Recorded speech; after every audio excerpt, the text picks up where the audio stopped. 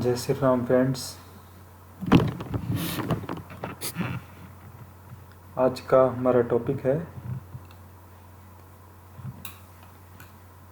कि हाइड्रोजन के प्रकार कितने हैं और ये किस तरीके से बनता है, और इससे संबंधित कुछ रिसेंट न्यूज़ जो कि आप स्क्रीन पे देख पा रहे हो, और यूपीएससी प्रीलिम्स में किस तरह के क्वेश्चंस आए उस पर हम थोड़ी संक्षिप्त चर्चा करेंगे।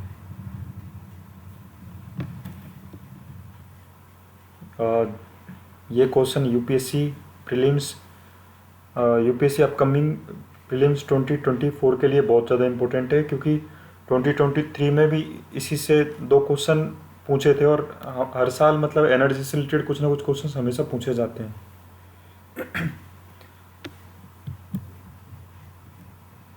तो आइए चर्चा करते हैं उस पर।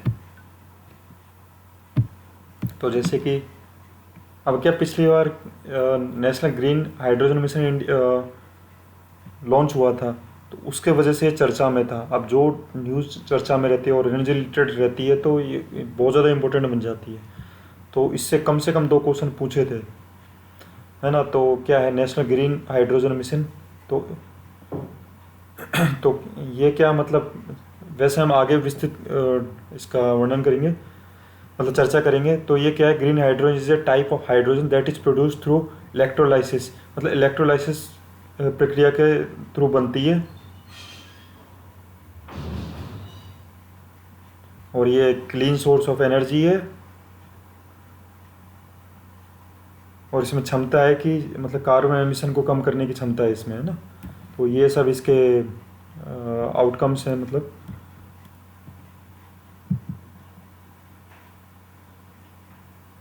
अब हम थोड़ा क्या ये इस पे बात करते हैं, जैसे वाइट हाइड्रोजन पे। ये इस साल अभी रिसेंट न्यूज़ में है, क्योंकि फ्रांस में world's largest white hydrogen deposit found in Lorraine region of France. तो यहाँ पर इसकी खोज हुई है, जो विश्व का सर्वाधिक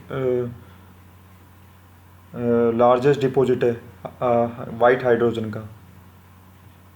तो वाइट हाइड्रोजन को और किस किस नामों से पुकारा जाता है, तो इसको नेचुरल हाइड्रोजन भी कह देते हैं, इसको गोल्ड हाइड्रोजन भी कह देते हैं, इसको जियोलॉजिकल हाइड्रोजन भी कह देते हैं। ये नेचुरल प्रोड्यूस भी हो सकता है, और ये अर्थ क्रस्ट में भी पाया जाता है ना। और इसका अकरेंसेस की बात करें तो ये विश्व के अनेक देश में पाया जाता है, जैसे कि फ्रांस हुआ, यूएस हुआ, ईस्टर्न यूरोप हुआ, रशियन हुआ, ऑस्ट्रेलिया, ओमान, माली इत्यादि देशों में। तो इसके हम फ़ायदों की बात करते हैं। एक तो ये है कि no CO2 emission when used as a fuel, मतलब जब इसको ईंधन के रूप में उपयोग किया जाता है तब इसमें मतलब कार्बन इमिशन नहीं होता। ये सबसे ज़्यादा मतलब बेनिफिट है, क्योंकि CO2 हम जानते हैं ग्रीन हाउस गैस है। तो और बाकी क्लाइमेट चेंज आप जानते ही हो, ग्लोबल वार्मिंग और ये सब का नेगेटिव इम्पैक्ट पड़ ही रहा है अपने अर्थ पे। जैसे सब फिनोमिना गड़बड़ा रहे हैं, मैं हालांकि कभी विस्तृत चर्चा करूँगा इस पर। वो सब देख ही रहे हो, वेदर पैटर्न चेंज हो रहे हैं, कभी ज़्यादा गर्मी पड़ रही है, कभी अत्यधिक ठंड पड़ जाती है, फिर मतलब कभी न्यूनता अधिकता आ जाती है, या फिर इस तरह वेदर पैटर्न चेंज हो रहा है, और मतलब सी लेवल राइज हो रहा है, बहुत सारे ओजोन लेयर डिप्लीशन हो रहा है, कई सारे रीजन से कुछ भी दे सकता है, हम कभी और चर्चा करेंगे। और दूसरी क्या है, ये इसका बेनिफिट कि सस्ती है, जैसे अदर हाइड्रोजन के कंपेयर में ये बहुत सस्ता है, चीपर और मोर एफिशिएंट है ना। और दूसरा बात यह है कि प्रचुरता में मिलता है, अबुंडेंट में मिलता है, and renewable in nature, renewable nature का ही है ना। तो ये इसकी इम्पोर्टेंट, ये इसकी क्वालिटी हो गई है ना। अब हम थोड़ा सा चर्चा कर लेते हैं भाई इलेक्ट्रोलाइसिस। अभी उसका ग्रीन हाइड्रोजन की बात करते हैं, तो ये कैसे बनता है। तो भाई एक इलेक्ट्रोलाइसिस प्रोसेस होती है, इसमें क्या होता है, water break down through energy, मतलब इंटू H2 एंड O2। अब अपन वाटर का फॉर्मूला जानते हैं H2O, वो ब्रेक डाउन हो जाता है H2 एंड O2, उसमें ऊर्जा के माध्यम से। अब ऊर्जा कहाँ से आएगी, इसके भी 2 सोर्स हैं। एक तो रिन्यूएबल सोर्स हो गया, अगर मतलब रिन्यूएबल सोर्स से ऊर्जा आ रही है देन ग्रीन हाइड्रोजन प्रोड्यूस, और अगर न्यूक्लियर सोर्स से एनर्जी आ रही है तो पर्पल हाइड्रोजन बनती है, इसी को पिंक हाइड्रोजन कह देते हैं, रेड हाइड्रोजन भी कह देते हैं ना। तो ये इनमें बेसिक मतलब डिफरेंस है। आई होप आप समझ पाए होंगे इसको। और फिर ये है स्ट्रीम मीथेन रिफॉर्मिंग, इसको एसएमआर प्रोसेस भी कह देते हैं। इसमें क्या होता है, इसमें भी दो तरह की हाइड्रोजन बनती है इस प्रोसेस से, ब्लू हाइड्रोजन और ग्रे हाइड्रोजन।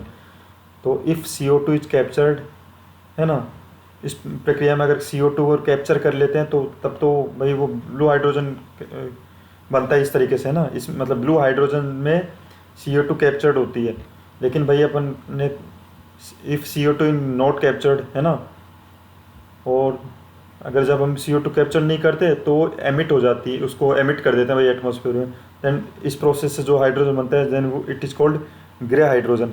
मैं थोड़ा शॉर्ट में बता रहा हूँ, है ना, आपको एक जनरल अंडरस्टैंडिंग होनी चाहिए और ज़्यादा डेप्थ में जाने की कोई आवश्यकता नहीं है।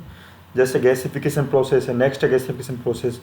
तो इसका ब्राउन हाइड्रोजन या ब्लैक हाइड्रोजन बनता है इससे, गैसिफिकेशन प्रोसेस से। अब पढ़ाने को तो हम बहुत कुछ पढ़ा सकते हैं, गैसिफिकेशन प्रोसेस, कोल पेट्रोलॉजी और ये सब मतलब MSc लोग करते हैं, मैं पढ़ा सकता हूँ, लेकिन कुछ लिमिटेशंस है, रीजंस हैं कुछ, इसकी वजह से मैं इस ज़्यादा डेप्थ में नहीं पढ़ा सकता।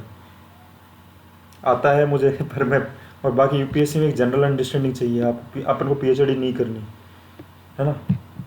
और जो मैंने पढ़ा वो इस तरीके से मतलब एक स्लाइड फॉर्म में भी है, जो कि अभी पिछले पिछले पेज में जस्ट अभी डिस्कस किया था, है ना। और अब हाँ, UPSC में किस तरह के क्वेश्चन बने हैं तो इस तरीके से देख लो पिछले 10 सालों में। जैसे एनर्जी हाइड्रोजन संबंधित है ना, तो 2010 का क्वेश्चन देखें तो hydrogen fuel cell vehicle produce one of the following as exhaust, तो ये सब ऑप्शन थे, है ना। और सेकंड ये 2023 में दो तरह के क्वेश्चन है कि निम्नलिखित भारी उद्योगों पर विचार कीजिए, उर्वरक संयंत्र, तेल शोधन कारखाने, इस्पात संयंत्र, उपरोक्त में से कितने उद्योगों के विकार्बन में ग्रीन हाइड्रोजन की महत्वपूर्ण भूमिका होने की अपेक्षा है। केवल एक, केवल दो, केवल तीन, और कोई भी नहीं। एक्चुअली इनमें क्या ऑल वाले क्वेश्चंस बहुत होते हैं, मतलब क्या संभावना पॉसिबिलिटीज़ वाले रहते हैं मैक्सिमम में, मतलब कि ऑल ऑफ द अबाव वाला क्वेश्चंस, मतलब इसमें साइंस टेक में कईयों का answer all of the above रहते हैं, कुछ के नहीं भी रहते, लेकिन मोस्ट ऑफ ज़्यादातर क्वेश्चंस के इस तरह के रहते हैं। संभावना वाले क्वेश्चंस रहते हैं तो उसमें भी सभी मेंशन ऑप्शंस हमें टिक करने होते हैं, मतलब वो थोड़ा बहुत कॉमन सेंस भी लगाना होता है, सीधी सीधी बात है ना। एक क्वेश्चन ये आता है, ग्रीन हाइड्रोजन के संदर्भ में कथनों विचार कीजिए। इसे आंतरिक दहन के लिए ईंधन के रूप में, फ्यूल के रूप में सीधे इस्तेमाल किया जा सकता है। इसे प्राकृतिक गैस के साथ मिलाकर ताप या शक्ति जन्म के लिए ईंधन के रूप में इस्तेमाल किया जा सकता है। एक के संभावना की बात कही, किया जा सकता है, तो भाई किया मतलब टेक्नोलॉजी है, तो मतलब इस ज़्यादातर क्वेश्चन में डी ऑल क्वेश्चन राइट होते हैं। इसे वाहन चालन के लिए हाइड्रोजन ईंधन प्रकोष्ठ में इस्तेमाल किया जा सकता है।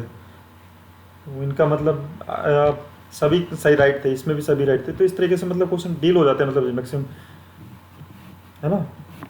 आई होप आज का लेक्चर आपको समझ में आया होगा। Thank you.